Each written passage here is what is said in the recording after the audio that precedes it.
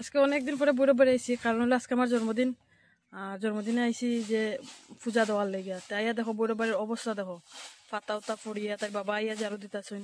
আর এখানে যে পূজারি আসিল একজন পূজা দিতা তাইনে তাইনে এই যে মানে চকি আছে নব্বই থাকতে সময় তাইনে মারা গেছেন আজকে বিগত এক সপ্তাহ যার মনে হয়।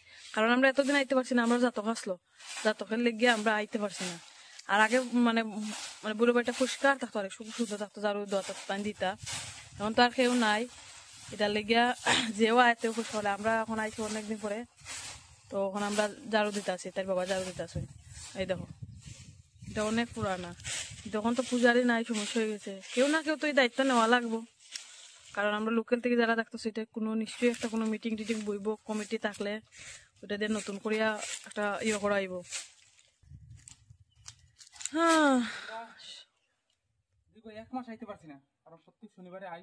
আপনারা যারা যারা আমরা পেজে ফলো করেন ভালো সেদিন অবশ্যই দেখেন, যারা কিছুদিন পরে পরে আই। কিন্তু বিগত পুরো 5 সপ্তাহ আমরা আইছি না। 5 সপ্তাহে আমরা পূজারিও হারাই দিয়েছি শুনছি, কিন্তু আইতে পারছি না, কারণ হচ্ছে চাকরা ছিল। তখন বাবা বৈরবে কেউ না কেউ তাই ব্যবস্থা করবা, তাই পূজা নিবা, কেউ না তো নিতে লাগবো।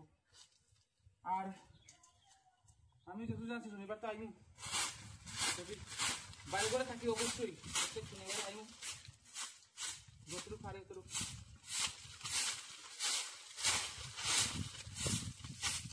ঝাড়ু টাড়ু দিলে কত পরিষ্কার লাগে, কত সুন্দর লাগে দেখতে।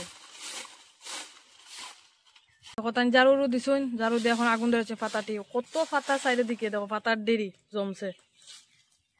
তো ওইটি মানে ফুরাই নিলে ভালো হইব আমি মনে করি, আমি কইছি ধরাই দেবো।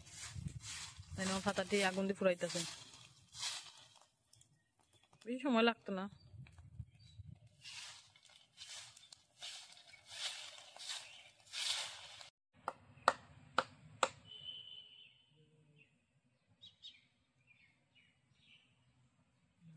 এখানে একটা জিনিস লক্ষ্য করলাম, যে এই যে সরস্বতীর মূর্তি, এই যে পূজা দেওয়া হয়েছে, হ্যাঁ সব ঠাকুরের মূর্তি, এটা পূজা দেওয়া হয়েছে এখানে না রাখিয়া ওই যে খালির মূর্তি আছে এটা না কত বাঙ্গা, মানে মূর্তিটি পুরা ভাঙ্গে গেছে, ওইটি এখানে না রাখিয়া যদি নদীত নিয়ে বাসায় দেওয়া হইতো কিংবা কোনো পুকুরের মধ্যে বিসর্জন দেওয়া হইতো, তাহলে আমি মনে করি মনে একটা ভালো জিনিস হলো না।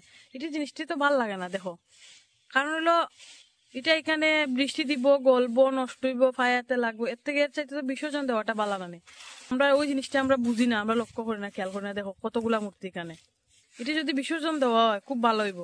আমরা একদিকে বুঝি আর একদিকে বুঝি না, আমরা নিজেরে হাসির পাত্র বানাই। মানুষের তো মুখে ধরন যায় না কিছু কইতে হইলে। আমার কথা কেউ খারাপ পাইও না।